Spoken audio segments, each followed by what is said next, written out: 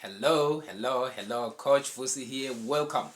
We are discussing Eco 10B and we are basing our discussion on study unit 2 and 3. We will try and combine both of these study units in one lesson. The reason there isn't much demonstration that I'm going to do today. It's theory. So I'll only emphasize on the things that you need to look out for, and also try and explain things that I feel like are not that clear if a person read for themselves.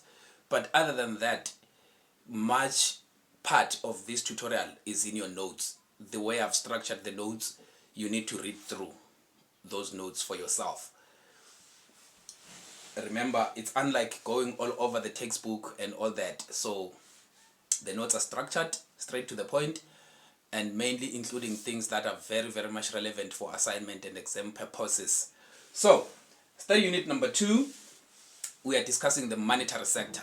There are many sectors in the economy. We have the monetary sector, we have the government sector, you have the foreign sector, and we also have what is called the real sector.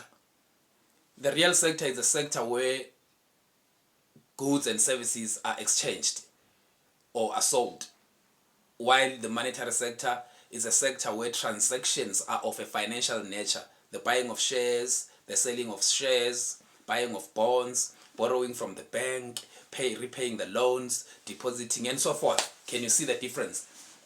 So we cannot discuss the monetary sector without discussing money. What is money? Money is what money does. Simple definition. Because how you define money, you'll define it based on what it does. So, you define it in terms of its functions. And first of all, I must be upfront to say money and income are two different things. They like to ask this question. Money and income are two different things. They are confused to be one thing just because income is expressed in terms of money. Okay? Now, the functions of money. Money is a medium of exchange. Number 1, money is a unit of account. Number 2, money is a store of value. 3 functions of money. Medium of exchange, unit of account, store of value. Let me just elaborate a little bit. It's a medium of exchange because it facilitates transactions. You have money, you buy a car. You have money, you buy bread. So it's a medium of exchange. It's just a means to exchange the goods and services. And then number 2, the unit of account. It's a unit of account because prices of goods and services are expressed in monetary terms. Okay? And then it's a store of value. Why? Because you can store your wealth in the form of money. You can have $1 million in the bank. You are storing it there. You are not using it anytime soon. But remember that money is not normally used as a store of value. People would rather buy properties, buy shares to store their value. But that doesn't cancel money out as a store of value. Okay? And then the details you will read for yourself. What money is not. Money should not, for example, be confused with income and wealth, because income and wealth are usually measured or expressed in monetary terms. They are often confused with money. I've touched this one. And then you have different kinds of money. It's another thing you need to pay attention to. You have the conventional measure of money, the broader definition of money, and the comprehensive measure of money. The conventional measure is called M1. The broader definition is M2. And then the most comprehensive measure is called M3. How do they differ? You need to know these ones. So M1 includes coins and banknotes and the demand deposits in the bank. Demand deposit simply means your money that is in the bank, in your account. Okay? It simply means that. And then the broader definition of money, it's M1 plus the short-term and medium-term demand deposits that are in the, let me read it here. Demand M2 equals to M1 plus all other short-term and medium-term deposits of the domestic private sector with monetary institutions. So the money is that you and I and companies deposit in the banks. So now M2 is everything in M1 plus the medium-term and short-term deposits. The short-term are 30 days deposits. The medium-term deposits are 60 days deposits. So it ends with 6 months. Yeah, the medium term is 6 months deposits. So can you see? It's just an extension of M1. It now adds the medium term, the short term and medium term deposits. And then M3, it's an extension of M2. It takes everything in M2, meaning it takes everything in M1 and M2. But we started from M2 because M2 already involves M1. So M3, it's M2. Even when you're answering, you say it's M2 plus all long-term deposits of the private sector, domestic private sector with the financial institutions. Okay?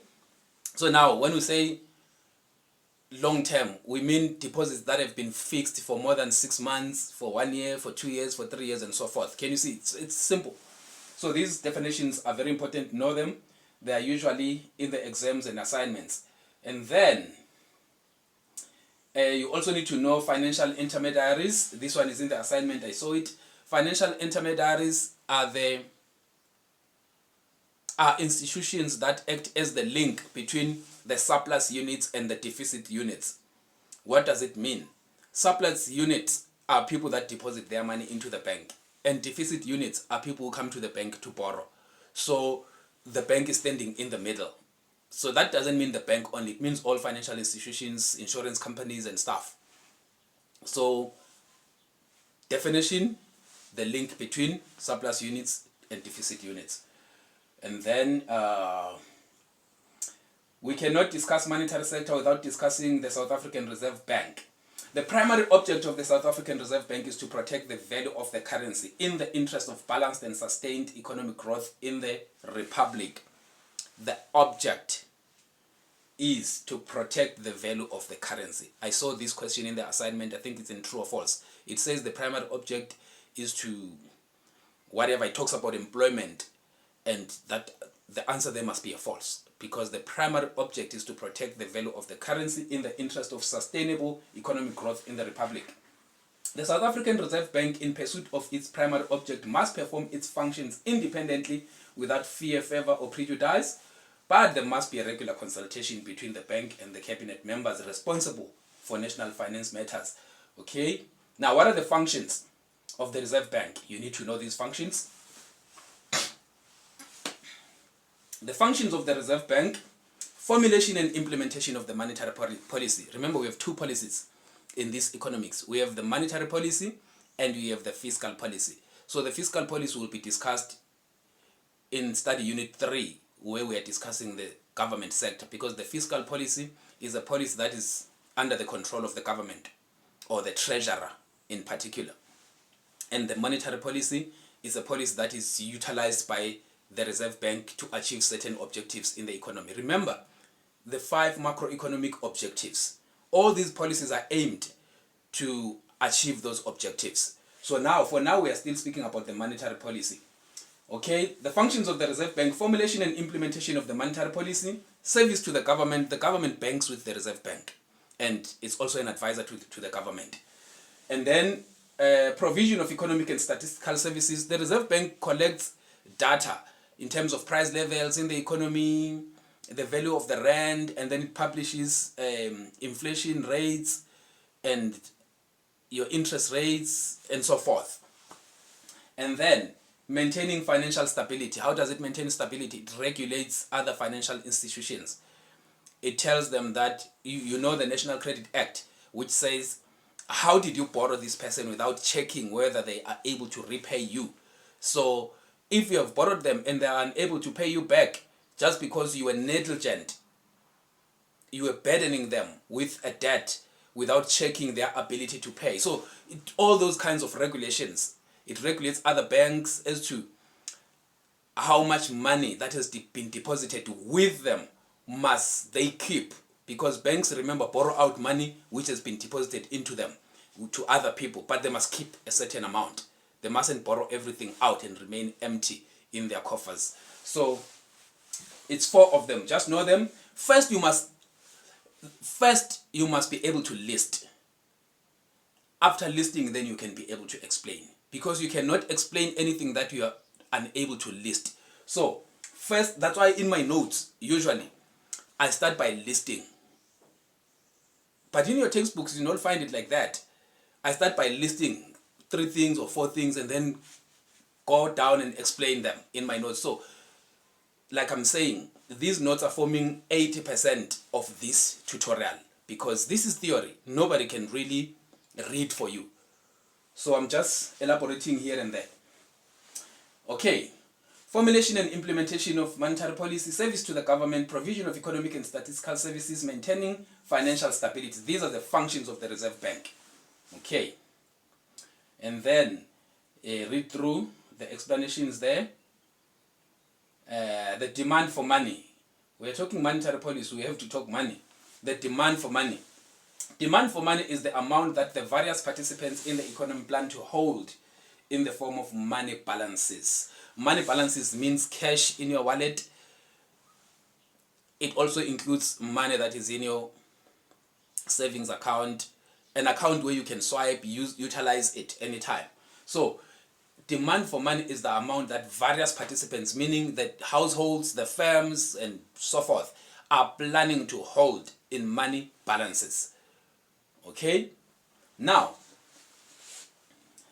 to explain the demand for money, we have to examine the choice between money and bonds. Okay, bonds are financial or money markets paper. They're also called money markets paper. Bonds, the government sells bonds through the Reserve Bank.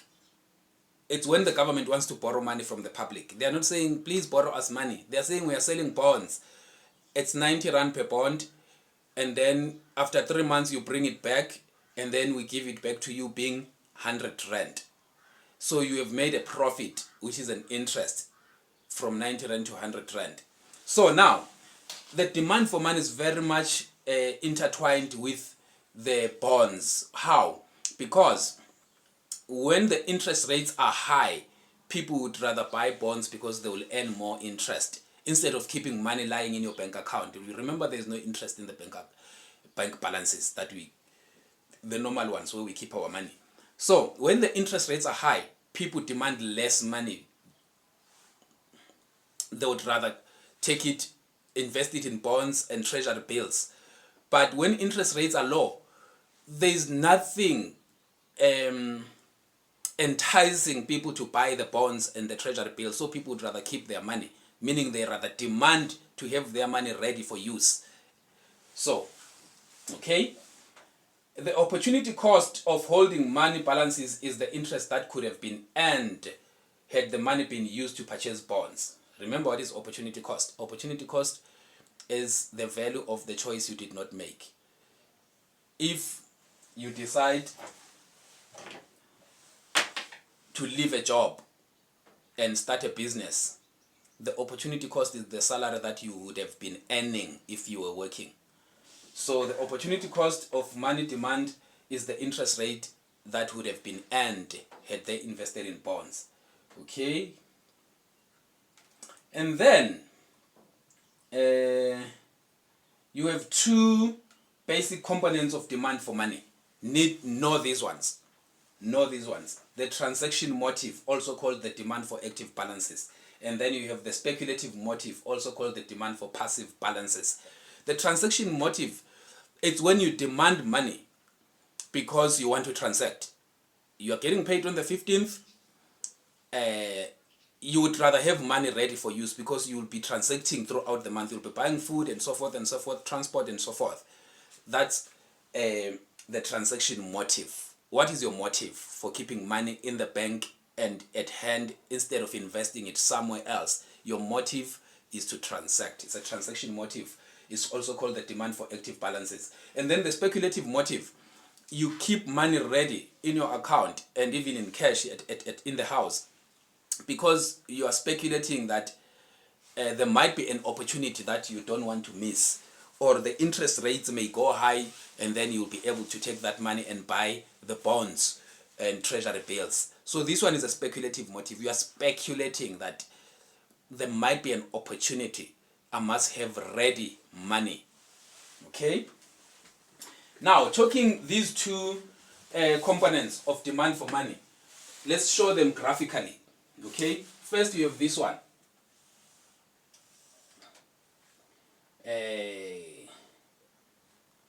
Real quantity of money. This side you have interest rates. And then you have a zero. Now, the demand for money for transaction purposes, it's like this. It's a straight line. It depends on the levels of income. Remember, if you are earning 10,000, you might demand to have active balances of 8,000 because you'll be transacting throughout the money. Maybe take 2,000 and invest it, right? Now, if your level of income increases to 15,000, your demand for money will also increase because now you want to transact more. You would rather have active balances that are ready for use, amounting, for example, to 13,000 or 12,000, and then the other 2,000 to 3,000, maybe you can invest it. That's what it means. So it depends on the levels of income. Please know this. This is for transaction purposes. The demand for money for transaction purposes depends on the level of income. It doesn't depend on the interest rate. Why is it a straight line? The curve. It's because where the interest rate is here, the demand is here. Where the interest rate is here, the demand is still here. Where the interest rate is high, the demand is still there. Where the interest rates go up, the demand is still there. Where the interest rates go down, the demand is still there. Can you see? That's why it's like that. And then you have a speculative motive. Demand for money. Total quantity of money, real quantity of money, zero, interest rate. Now this one has a demand curve that looks like the demand curve for goods and services. What does it mean? It means that now this one for speculative purposes has a negative relationship with interest rates. The demand has a negative relationship with interest rates. When interest rates are high, so much of money is demanded. When interest rates drop, more money is demanded. Can you see? So you have a movement along the curve. A, B. So they can say show the relationship between interest rates and demand for money. If they don't, maybe they specify that for a transaction motive, you do this one. For speculative motive, you do this one. If they don't specify, this is the curve you are going to draw. This is, by the way, L1. This is L2. And if they don't specify, remember this one is real quantity of money, right in full, zero, interest rates. I know my board is a bit far, but it's clear. Let me just adjust it a bit. Okay. If they don't specify and they say show the relationship between demand for money and interest rates only, what we are going to do is this curve. Can you see what's the difference between this curve and that curve? The difference is that this starts on the way. It doesn't intercept the interest rate line or the vertical line. It starts somewhere here. Why? Because we have added this demand for money and this demand for money, and already this demand for money is somewhere here. This one. It's already somewhere here. And then the rest get determined by the levels of interest rate. So this is L1 plus L2, which is also called LL. Okay? Now, if interest rates drop, the demand for money increases. If interest rates go high, the demand for money drops. Because people would rather invest in bonds if interest rates are going up instead of keeping money in your bank account. Okay? Let me just switch off this a little bit. I prefer my light, but just so that you can see. Maybe we should continue without the light. Okay, but anyway, today we don't demonstrate a lot. Maybe this is the only demonstration. Now, what if in this situation now, the income levels in the economy increase,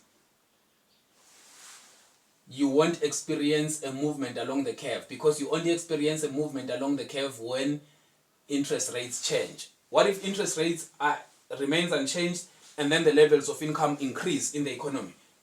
The demand for money curve will shift to the right. If levels of income decrease, the demand curve will shift to the left. Okay. All right. Let's bring back our light.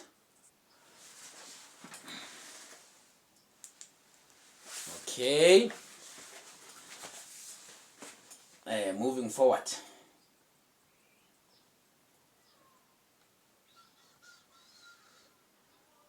How is money created? The stock of money. How is money created? Well, we tend to think that money is created by a company that prints banknotes and the company that does the coining of coins. But know this, it's very important. Money is created by the banks through loans and deposits. When you deposit money and then they take it, you take your money, they borrow it to someone else, they are creating money. It's as simple as that. It may not make sense, but it's exactly that. But the creation of money is limited by the demand for those loans. If there is no much demand for loans, the creation of money will be limited. But if people demand more loans, the creation of money will continue, because the banks will keep on borrowing out money by just entering their accounting entries and say, now you have 10,000 in your account.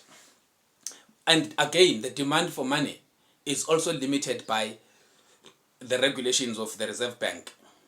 How? The limitation right now, the Reserve Bank says the banks must keep 2.5% of the deposits that have been deposited with them. They can borrow out as they want, but they must remain with the reserves of the money. A minimum of 2.5% of all the deposits that have been deposited with them. It's a regulation. So that also limits the creation of money. Okay? A growing economy requires growing money stock, but money growth should also not be excessive, since it can cause inflation. We know when there's too much money in circulation, prices go up. Why? Because people start demanding a lot of goods and services and prices increase. It's also called the demand pull inflation. Too much money chasing too little goods. Okay? And there is no independent money supply curve. Know that in Equal 20B, you will notice that there is an independent money supply curve. But at this level, there is no independent money supply curve. We're talking about money demand, or demand for money. And then the monetary policy. Now let's talk the monetary policy, which is the policy of the Reserve Bank, right?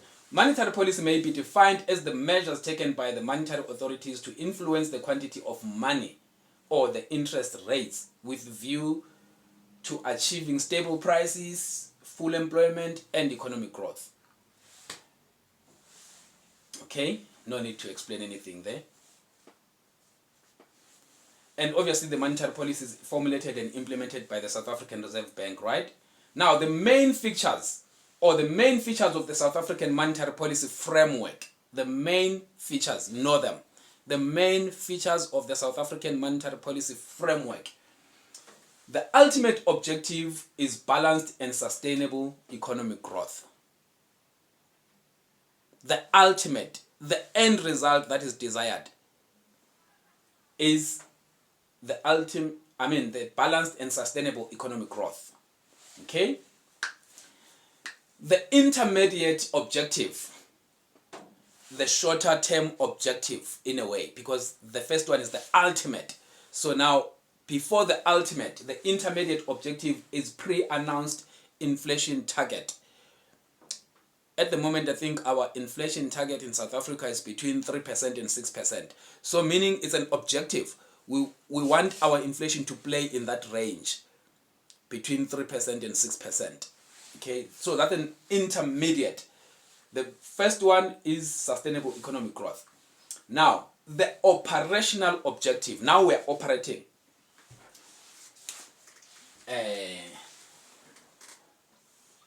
this thing works in reverse. The ultimate is here. The intermediate is here. The operational is here.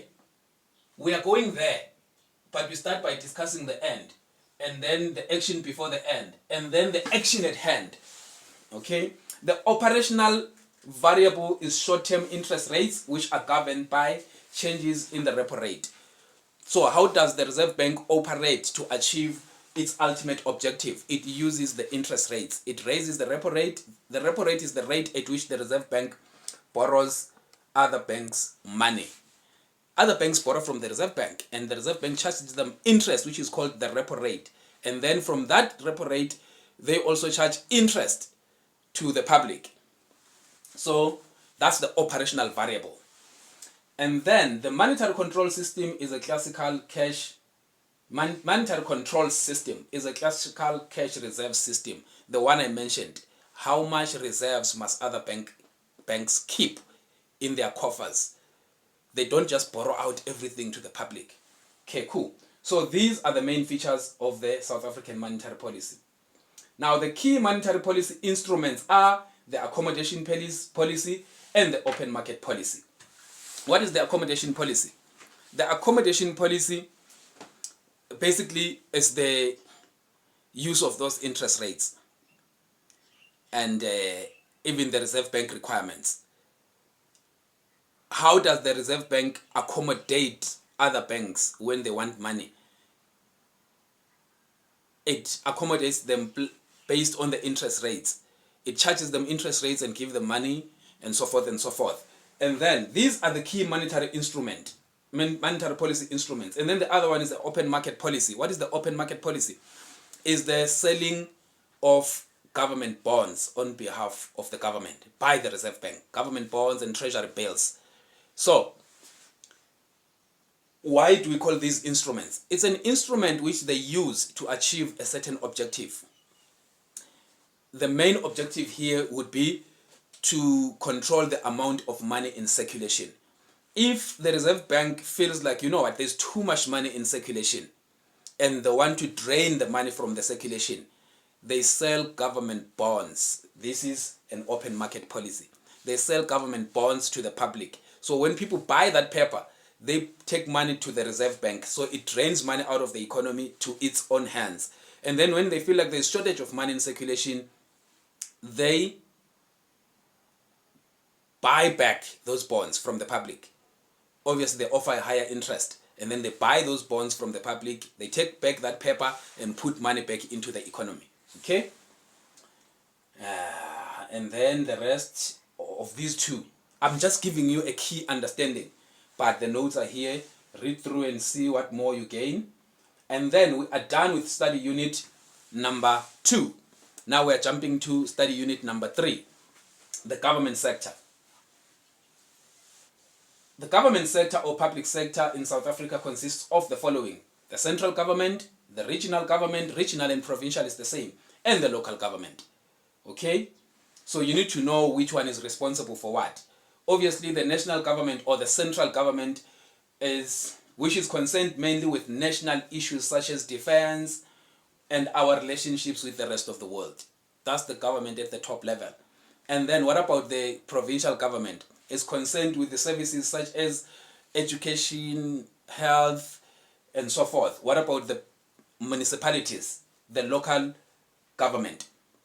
It's concerned with your street lights, your roads, and stuff. And then another portion of the government is the public corporations like your Eskom, Transnet. Okay?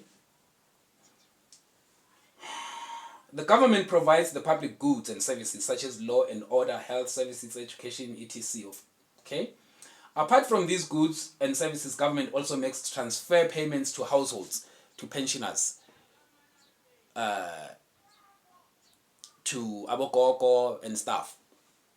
They are called transfer payments. And also to the firms through incentives. If the government wants firms, for example, to produce more agricultural products, they are encouraging farmers. They give them incentives or even subsidies, making it cheaper for them to produce. So it makes those kinds of transfers. But to finance the provision of these goods and services, the government must have revenue. And where does the government get its revenue? Mainly from taxes.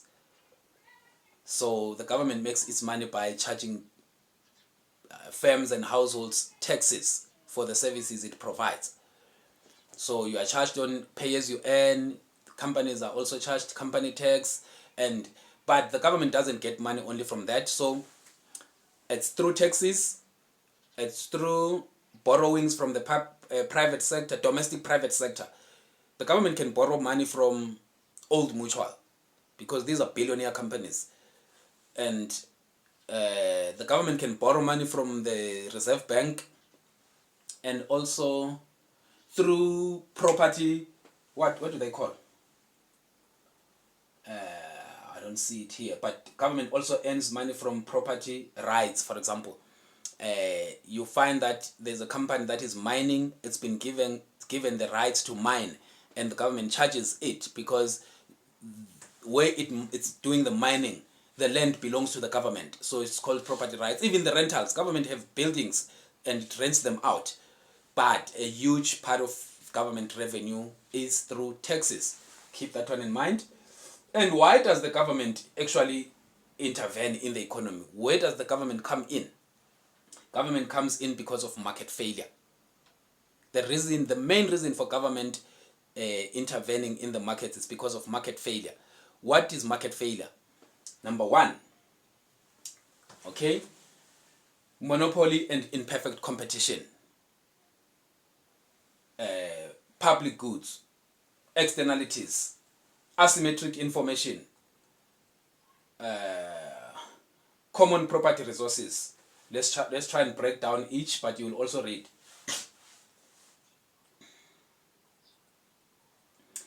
Monopolies and imperfect competition. Listen, private companies are not interested in the Makoko, in the rural areas, that old granny. They interested in producing, paying the person who's working for them, and then they are done. But the government now intervenes because it knows that there are people who are not able to work. You have disabled people. They also have to live. So government redistributes income to those people through transfer payments, for example. So monopoly and imperfect competition. That's what it means. And also to regulate companies, to say, no, this is not how, there are boundaries. This is how you should operate. Okay? And then public goods. Obviously, government intervenes to provide public goods like roads, hospitals, schools, which private companies cannot provide on their own. Okay? Even defense force. And then our government also intervenes because of externalities. What are externalities? Externalities are spillovers that are caused by the market. If in a rural village, there's a mine in that village. So the mines will just mine and take gold and take it to the US and destroy the environment, cause air pollution without caring about those villagers. So those are called externalities, the spillovers. So those externalities can either be positive or negative. I just described the negative one. What about the positive externality? A positive externality is, for example, in that same rural village, a big company comes and opens a mall. So that mall it causes some spillover benefits. What are spillover benefits? People that have houses in the area, they can now rent them at higher prices because people come from far away looking for work in that mall. They end up renting, so the public ends up benefiting. That's a positive externality. Okay? And people used to travel long distances to the mall. Now they are benefiting. They're only walking to the mall. Okay. And then asymmetric information. The government intervenes also to force companies to provide detailed information about the goods and services they are selling. For example, companies that are selling cigarettes, they are forced to explain that smoking is hazardous to your lungs. It can cause cancer. They are forced to provide information. They must not hide that kind of information. And then common property resources. Government also intervenes to regulate common property resources, your national parks, your beaches, the seas, the fishing, to regulate those ones, because people can overuse them even to the point of destroying them. Okay. Further reasons for government intervention in the economy are macroeconomic objectives. Obviously, the government intervenes so that the macroeconomic objectives can be achieved. Let's look at a few of them. Income redistribution, transfer payments, we've spoken about this, taxing the rich more than the poor, and taking that revenue that has been earned through taxes, transferring it to the grannies, old, elderly, disabled people. So the markets on their own, they cannot distribute income and wealth fairly. And then macroeconomic growth and stability, obviously through the implementation of the fiscal policy. A good example would be government increasing government expenditure to encourage the economic activity to increase. So that's for growth and stability. And then merit goods, to provide goods that cannot be provided by the private. Fire protection, education, health, and so forth. How does government intervene? How does government intervene? It intervenes by public provision of goods and services, such as National Defense Force, for example, justice system and stuff. And also, it also intervenes, know these things, know them, please. It also intervenes through its role as a market participant. It participates in the markets. For example, the government is the biggest employer in the country, almost in any country. So can you see? It creates employment. Okay? And then intervention number 3, government spending. It is a powerful tool for both the level and composition. Okay? Both the level and composition or structure of government spending has a powerful impact in the economy. So like I said, government expenditure can be, through the fiscal policy, of course, can be used to encourage the economic activity.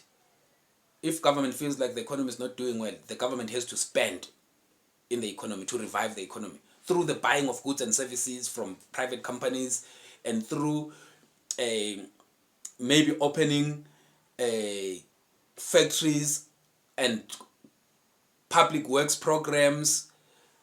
Right now there's these teacher assistants where they're employing the youth.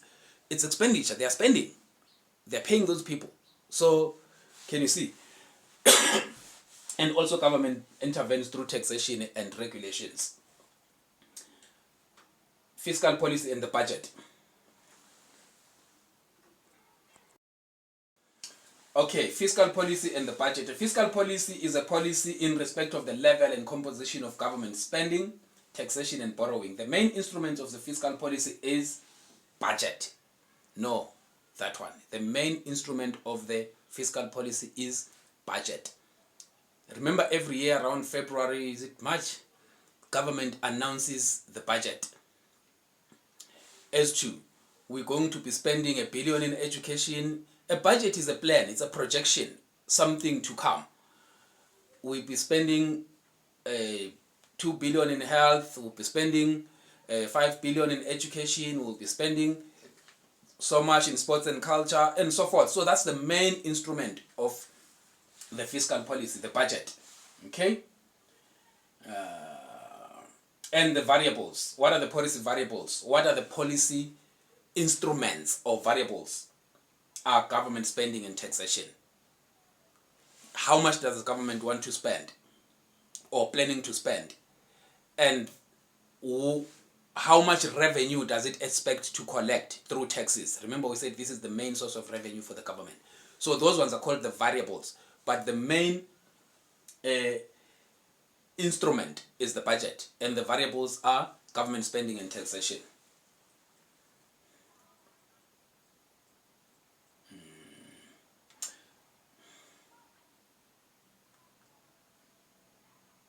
For example, when the economy is in recession, the tendency, therefore, is to apply expansionary fiscal policy. When they, like I said before, what is an expansionary fiscal policy? It's either the government increases government spending or it decreases the tax rates. It wants to leave people with more money in their hands so that they can spend in the economy, and that would encourage the economic activity. And if the economy is overheating, for example, the Chinese economy, if the economy is overheating, the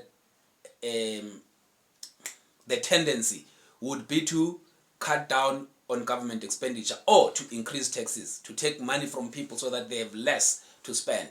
So can you see that how they play? Remember the monetary policy under the Reserve Bank, they play with interest rates and open market transactions. And the fiscal policy, on the other hand, the government now plays with the government expenditure and taxation, increasing and decreasing them for a particular purpose. So expansionary, when they want to expand the economy.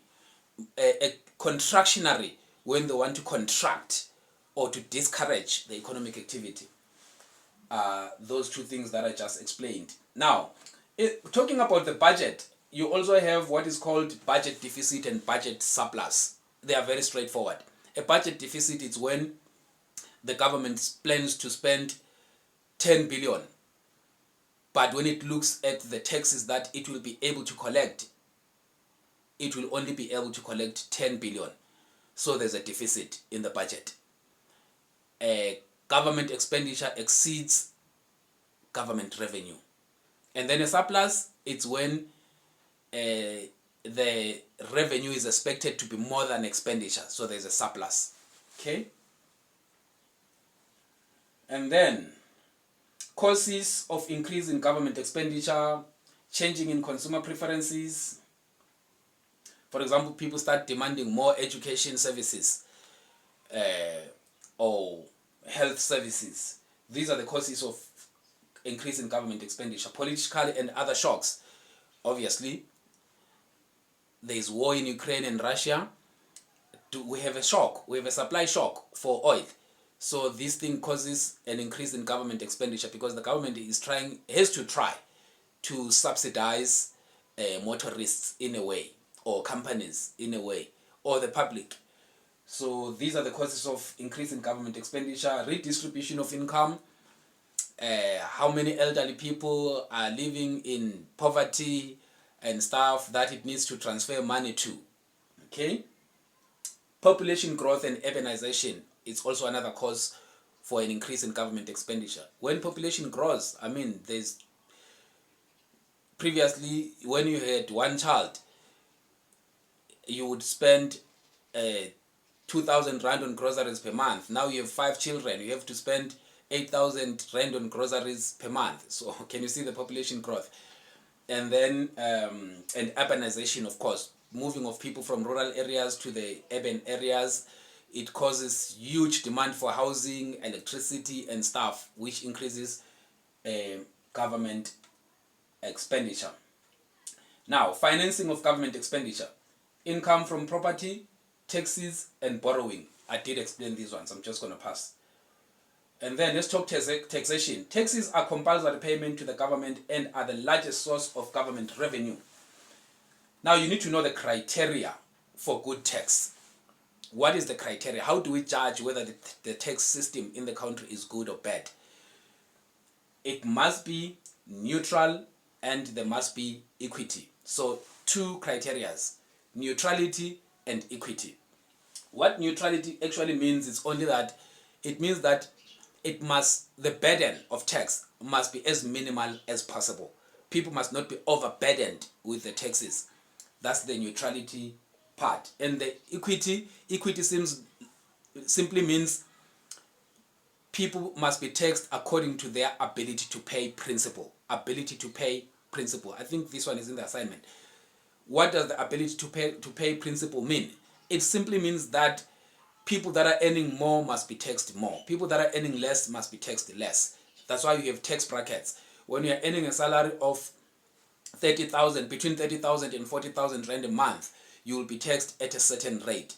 And then when you are earning from between 40 and 50, you will be taxed at a certain rate. So those are called tax brackets. So tax the rich, redistribute to the poor. So these are criteria for a good tax system: neutrality and equity. When you're talking equity, always remember the ability to pay principal. Thank you so much. I hope you enjoyed the lesson. I'm available for questions. Thank you.